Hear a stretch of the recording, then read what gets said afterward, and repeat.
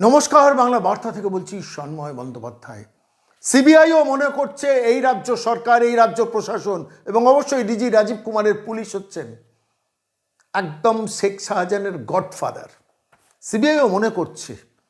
কিসের প্রেক্ষিতে বলছি বলার অপেক্ষা রাখে না। জাস্টিস জয়সিং গুপ্ত কলকাতা হাইকোর্টের সিটের তদন্ত দিয়েছেন, সিবিআইকে একসঙ্গে রাজ্য পুলিশের সঙ্গে যৌথ তদন্তের রায় দিয়েছিলেন। সিবিআই সম্ভবত সেটা মানতে চাইছেন না। সিবিআই সম্ভবত ডিভিশন বেঞ্চে গিয়ে প্রেয়ার করবে একক তদন্তের জন্য, কেন রাজ্য পুলিশকে তারা বিশ্বাস করেনি, বিশ্বাস করছে না তাদের অতীত অভিজ্ঞতার ভিত্তিতে। সিবিআই মনে করছে যে এই রাজ্য পুলিশ হচ্ছে প্র্যাকটিক্যালি শেখ শাহজাহানের দোসর, শেখ শাহজাহানকে প্রোটেকশানে রেখেছে। সিবিআইয়ের ভাবনাটা কোনো অমূলক নয়। আমি আপনাদের একটা তথ্য দিই, 14 দিন চলে গেল এ রাজ্য সরকার, এ রাজ্যের ডিজি রাজীব কুমার শেখ শাহজাহানের নাকি পাত্তা পাচ্ছে না। অথচ সেখানকার বহু মানুষ বলছেন শেখ শাহজাহানকে দেখা যাচ্ছে এক বেড়ি থেকে আরেক বেড়ি, একটা দ্বীপ থেকে আরেকটা দ্বীপ, নদী পেরোচ্ছেন, নৌকোয় পেরোচ্ছেন, লঞ্চে পেরোচ্ছেন, তাঁরা দেখছেন, রাজ্য পুলিশ দেখতে পাচ্ছে না। অর্থাৎ রাজ্য পুলিশের সেফ কাস্টাডিতে শেখ শাহজাহান বিচরণ করছেন। তার কারণ রাজ্যের মুখ্যমন্ত্রী চাইছেন না বা তার ভাইপো চাইছেন না শেখ শাহজাহান কোনোভাবে অ্যারেস্টেড হয়ে যান। তার কারণ ইতিমধ্যে অভিযোগ উঠছে প্রায় কয়েক হাজার কোটি টাকা বিদেশে, বাংলাদেশ, মায়ানমারে পাচার করে দিয়েছেন এই মানুষটি। দলকে দেননি, নিশ্চিতভাবে দিয়েছেন। কেমিস্ট্রিতে পাঠাননি, নিশ্চিতভাবে দিয়েছেন। অনেক তথ্য হয়তো বেরিয়ে আসবে শেখ শাহজাহান অ্যারেস্টেড হলো। শেখ শাহজাহানকে প্রোটেকশনে রেখেছে রাজ্য পুলিশ। সেই পুলিশের সঙ্গে একাশনে বসে একসঙ্গে বিচার পর্ব করা যায় না, ইনভেস্টিগেশন করা যায় না, শেখ শাহজাহানকে খুঁজে পাবো না। জাস্টিস জয়সিং গুপ্তর যুক্তি একটু অন্যরকম। জাস্টিস জয়সিং গুপ্ত মনে করেছেন সেটা হচ্ছে রাজ্য পুলিশকে ব্যতি রেখে সিবিআই ওকে খুঁজে পাবে না। রাজ্য পুলিশই তো প্রোটেকশনে রেখেছেন, মাননীয় বিচারপতিও সেটা বুঝতে পেরেছেন। ফলে মাননীয় বিচারপতি পুলিশকেও জড়িয়ে দিয়েছেন। কিন্তু সিবিআইয়ের চিন্তাটা অন্য জায়গায়। যে মুহূর্তে তদন্ত প্রক্রিয়া চলবে, যে মুহূর্তে কোনো একটা জায়গায় রেড হবে, শেখ শাহজাহান অমুক জায়গায় আছে, খোঁজ পেয়ে যখন সিবিআই রাজ্য পুলিশের সঙ্গে রেডে যাবে, রাজ্য পুলিশই শেখ শাহজাহানকে খবর দিয়ে দেবে যে আমরা যাচ্ছি রেডে, তুমি সরে যাও। That is the process. এই রাজ্য তো সেইভাবেই চলে, যে পুলিশকে খোঁচর হিসেবে ব্যবহার করা, পুলিশের স্ট্যাটাসটাকে নামিয়ে দেওয়া। এই রাজ্যের প্রশাসনের সরকার যা চাইছে তার তল্পি বাহক হওয়ার। অর্থাৎ রাজ্য পুলিশ খবর দেবে শেখ শাহজাহানকে তুমি চলে যাও, আমরা দ্বীপে রেডে যাচ্ছি, আবার যেখানে যাব সেখানে তার আগে তাদের কাছে খবর দিয়ে যাবে। না হলে ভাবুন তো, নেজার থানার পুলিশ, বিশ্লেষকরা মাঝে মাঝে বলছেন, টিভিতে শুনছি, মন্তব্য করছেন, নেজার থানা হচ্ছে শেখ শাহজাহানের অধীন। আমি বলছি আরেক ধাপে গিয়ে শেখ শাহজাহানের অধীন হচ্ছেন বসিরহাট পুলিশ এবং শেখ শাহজাহানের অধীন হচ্ছেন নবান্ন। তা নাহলে এই জিনিস চলতে পারে না। 14 দিন ধরে শেখ শাহজাহানকে খুঁজে পাওয়া যায় না, এটা সম্ভব নয়। এটা রাজ্যে সিবিআইও মনে করছে সেটাই, এবং যার জন্য সিবিআই জাস্টিস জয়সেন গুপ্ত যখন দুজন পুলিশের এসপির নাম চেয়েছেন, রাজ্য পুলিশ দ্রুত হরপ্রীত সিং বহরমপুরের পুলিশ সুপারের নামটা দিয়ে দিয়েছেন, কিন্তু সিবিআই দেয়নি। সিবিআইয়ের এখানেই বোধহয় অবজেকশন। সিবিআই যা মনে করছে সেটাই আমি আপনাদের কাছে বিভিন্ন সূত্রে যা খবরটা পেলাম, যে সিবিআই চাইছে না একাশনে একসঙ্গে বসে তদন্ত করতে। চাইবে কেন বলুন তো? লিপস অ্যান্ড বাউন্সে যখন ইডি তল্লাশি করতে গিয়েছিল, সেইখানে ইডিকে কীভাবে হ্যারাস করার জন্য লালবাজারে ডেকে পাঠানো ছিল সেই স্মৃতি মনে আছে? কিংবা লালন শেখের সিবিআই কাস্টাডিতে অনাকাঙ্ক্ষিত মৃত্যুর পর সেই সিবিআইয়ের যে অফিস ছিল, সেই অফিসকে গোটাতে হয়েছিল। তার কারণ সেই অফিসের এন্টায়ার অফিসটাকে ফোর্স করা হয়েছিল রাজ্য পুলিশ এবং লোকাল সেই এলাকার মানুষকে নিয়ে রাজ্য পুলিশের প্রেজেন্সে। যে পরিস্থিতি তৈরি হয়েছিল, সিবিআইকে সেখান থেকে পাত্তারি গুটিয়ে চলে আসতে হয়েছিল। লালন শেখের স্ত্রীকে দিয়ে বয়ান তৈরি করানো হয়েছিল। সুশান্ত ভট্টাচার্য, যিনি লালন শেখের এই পর্বর সঙ্গে জড়িতই ছিলেন না, যিনি সিবিআইয়ের অন্যতম অফিসার এবং যিনি অনুব্রত মণ্ডলকে ধরার মূল কারিগর, তার নামটাকেও জড়িয়ে দেওয়া হয়েছিল। যখন কলকাতা হাইকোর্টে বিচার পর্ব চলেছিল, রাজ্যে মাননীয় বিচারপতি সম্ভবত জয়মাল্য বাগচি যখন বারবার প্রশ্ন করেছেন, তখন লালন শেখের স্ত্রী বলেছিলেন, আমাকে বলা হয়েছিল এগুলো সই করতে। অর্থাৎ কেউ একবার কারা করিয়ে দিয়েছিল। যেভাবে শেখ শাহজাহানকে এখন অপারেট করানো হচ্ছে ভাইপোর ডেরা থেকে, এটা আমার নিশ্চিত বিশ্বাস। আমি কেন কথা বলছি বলুন তো এই কথাটা? আমি আসবো, মূল প্রসঙ্গে আসবো, কিন্তু মূল প্রসঙ্গে আসার আগে একটা ছোট্ট ছবি দেখাবো। ছবি অনেক সময় অনেক কথা বলে। আমি একজনকে চিনতে পেরেছি, সে লোকটির নাম শেখ শাহজাহান। তিনি বসে রয়েছেন, কার সঙ্গে বসে রয়েছেন ছবিটা দেখুন। শেখ শাহজাহান নিজের সোশ্যাল মিডিয়া সাইটে এই ছবিটা দিয়েছে, আমরা দিইনি। তার সোশ্যাল মিডিয়া সাইটে এই ছবিটা রয়েছে। ছবিতে আর কে রয়েছেন আমি নাম বলতে চাই না, আপনারা বুঝে নিন। অঙ্কটা কি, ইকুয়েশনটা কি, কেন শেখ শাহজাহান ধরা পড়ছে না 14 দিন পরেও? রাজীব কুমার ওই কথা বলার পরও যে কোনো যিনি আইন হাতে তুলে নেবেন তাকে আমরা ছাড়বো না, তারপরও শেখ শাহজাহান 14 দিন ধরে নিখোঁজ প্রাপ্তির নিরুদ্দেশ। এই শেখ শাহজাহানকে এ রাজ্য সরকার কীভাবে বাঁচিয়েছে, আমি একটা নথি আজকে হাতে পেলাম, যে নথিটা আপনাদের কাছে আমি পেশ করব। লিগাল রাইটস অবজারভেটরি, এই সোশ্যাল মিডিয়া সাইটে আমি দেখছিলাম পুরনো নথি ঘাঁটতে ঘাঁটতে। বাংলা বার্তা দর্শকদের জন্য বলি, 2021-এর নির্বাচনের পর এই শেখ শাহজাহানের বিরুদ্ধে কি অভিযোগ উঠেছিল আমি একটু ইংরেজিটা পড়ে শোনাই, যেটা এই মুহূর্তে স্ক্রিনে আপনারা দেখছেন। After the postpoll violence in Bhangipara village in Hatgachhi, the National Commission for Protection of Child Rights অর্থাৎ NCPCR on Tuesday directed an FIR against the All India Trinamool Congress leader Sheikh Shahjahan and West Bengal Police OC Shubhra Sanal under Juvenile Justice Act, Care and Protection of Children's Act 2015 for attack, molestation and destruction of whole village and traumatizing the kids, entire ভিলেজটাকে তছনছ করার ব্যাপারে যে অভিযোগ উঠেছিল তার বিরুদ্ধে national child protection rights যারা সংস্থা, তারা সরাসরি শেখ শাহজাহান এবং পুলিশের ওসি শুভ্র সান্যালের বিরুদ্ধে এফআইআর করার নির্দেশ দিয়েছিল। সেই এফআইআর কি হয়েছে?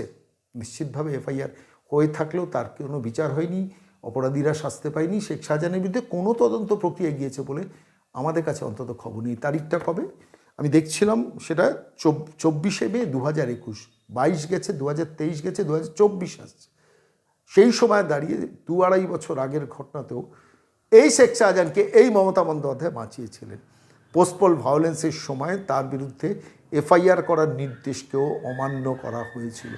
ফলত আলটিমেটলি আজকে সেই প্রশ্নটা আবার ঘুরে ফিরে আমাদের কাছে আসবে, যে প্রশ্নটা নিয়ে আমি বারবার করে আসছি। কিন্তু আপনাদের কাছে একটা কথা বলি, সেটা হচ্ছে সিবিআই কেন অবিশ্বাস করছে, সিবিআই পুলিশকে অবিশ্বাস করছে, কারণ সিবিআই বিপদে পড়ে যেতে পারে। আমি সিবিআইয়ের প্রাক্তন কাজ করেছেন এমন একজন মানুষের সঙ্গে ইদানিংকালে পরিচয় হয়েছে, আমি তার সঙ্গে কিছু কথা বলছিলাম আজকে সকালে এই পুরো পর্বটা নিয়ে, যে সিবিআই কেন রিলাক্টেন্ট, সিবিআই কেন অনীহার মধ্যে রয়েছে।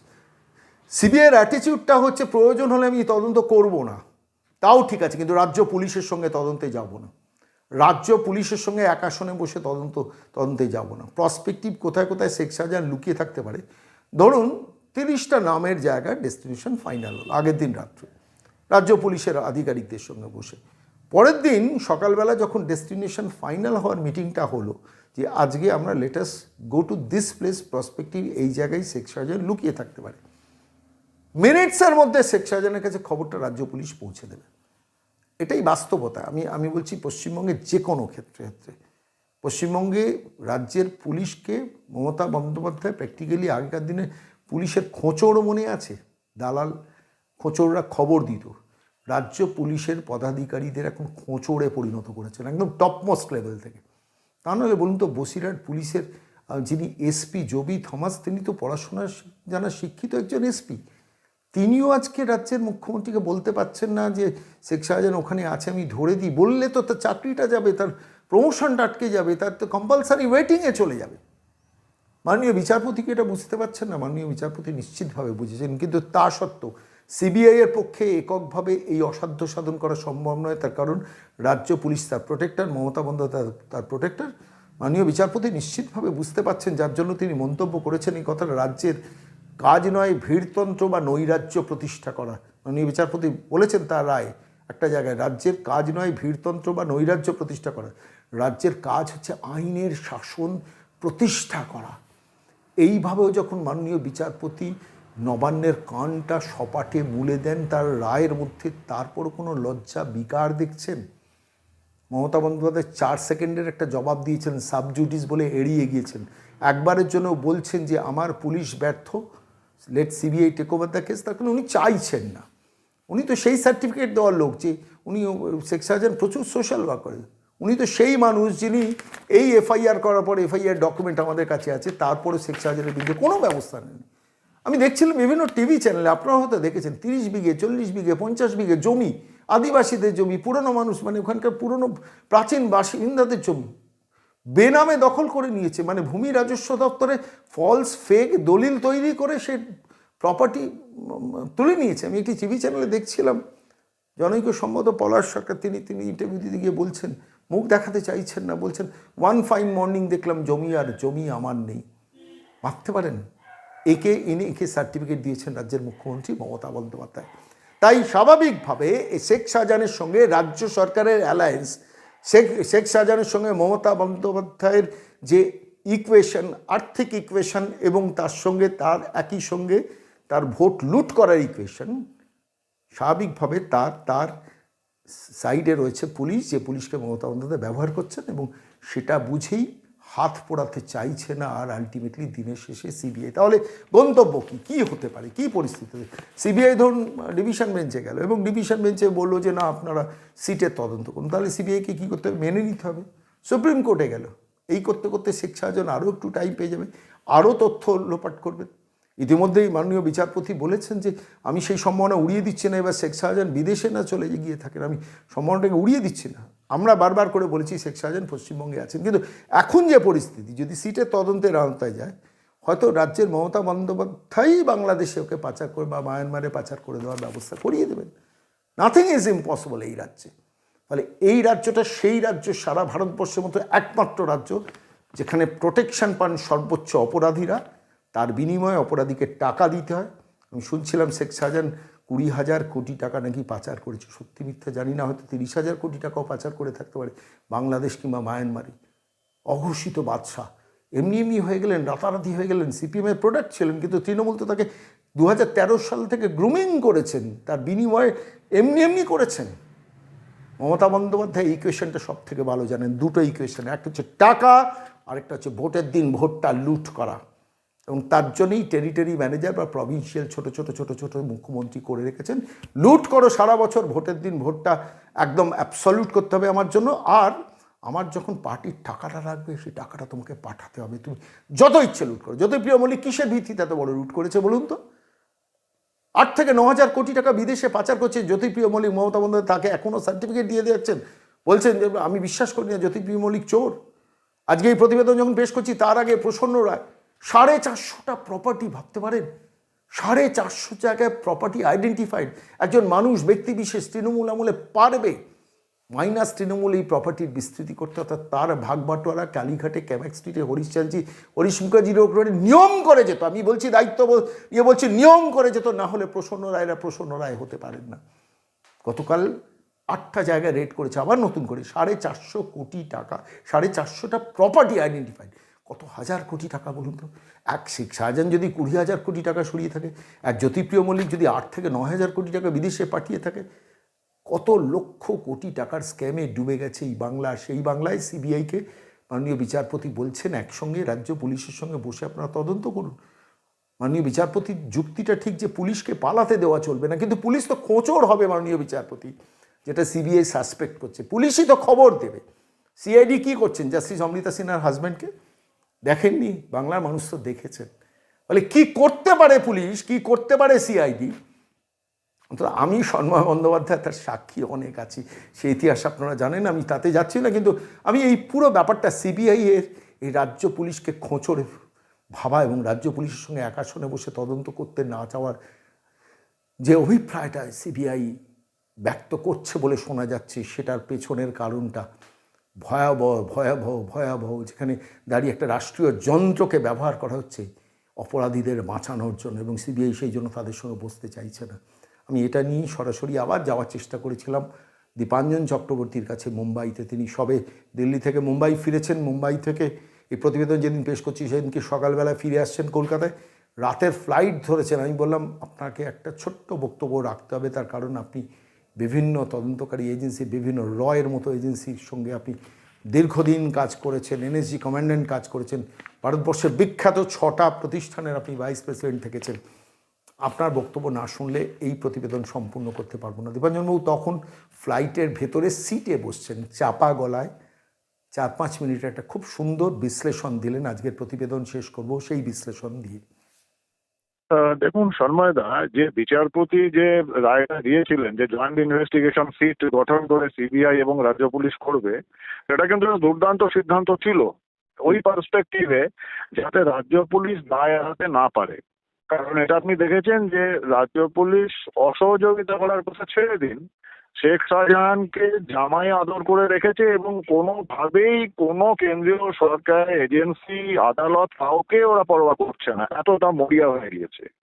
সেই জায়গাতে বিচারপতির যে মহামান্য বিচারপতির যে রায়টা ছিল জয়েন্ট ইনভেস্টিগেশন, আমাদের তখন মনে হয়েছিল যে ইটস গুড, কারণ রাজ্য সরকার তার দায় এড়াতে পারবে না, বলতে পারবে না যে আমরা একা করি, ওটা তো কেন্দ্রীয় এজেন্সি নিজেরা করেছে, তারা ব্যর্থ হয়েছে।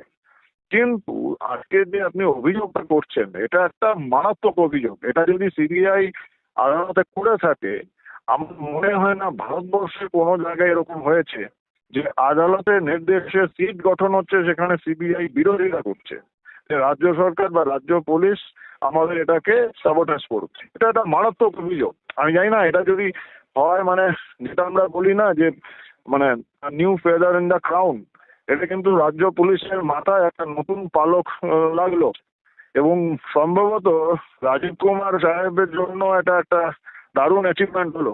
সিবিআই আদালতে গিয়ে বিশেষ করে রাজ্য পুলিশের বিরুদ্ধে বলা মানে তো সরাসরি ডিজির বিরুদ্ধে অভিযোগ। স্বরাষ্ট্রমন্ত্রী, স্বরাষ্ট্র সচিব, একদম স্বরাষ্ট্রমন্ত্রী, স্বরাষ্ট্র সচিব ছেড়ে দিলাম, ডাইরেক্টর জেনারেল কি করছেন, মানে কি অভিযোগ, এটা তো মারাত্মক অভিযোগ।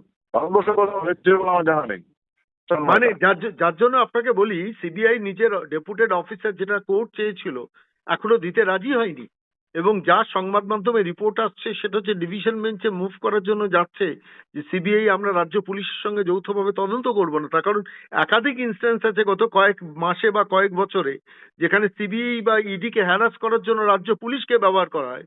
ফলে সেই রাজ্য পুলিশের সঙ্গে যৌথ তদন্ত মানে শেখ শাহজাহান রাজ্য পুলিশের কাস্টাডিতে আছে, একদম নিজস্ব তত্ত্বাবধানে আছে। ফলে কি করে সম্ভব সেটা, সেই জায়গাটা সিবিআই কর্তাদের সম্ভবত ভাবিয়েছে, যে কারণে তারা বলছে যে আমরা আমরা মানে তারা সেইটা ভাবনা চিন্তা করছে যে আমরা রাজ্য পুলিশের সঙ্গে যৌথ তদন্তে গেলে তো আমাদের যেটুকু ইনফরমেশন কালেক্ট করব সবটাই চলে যাবে শাহজাহানের কাছে।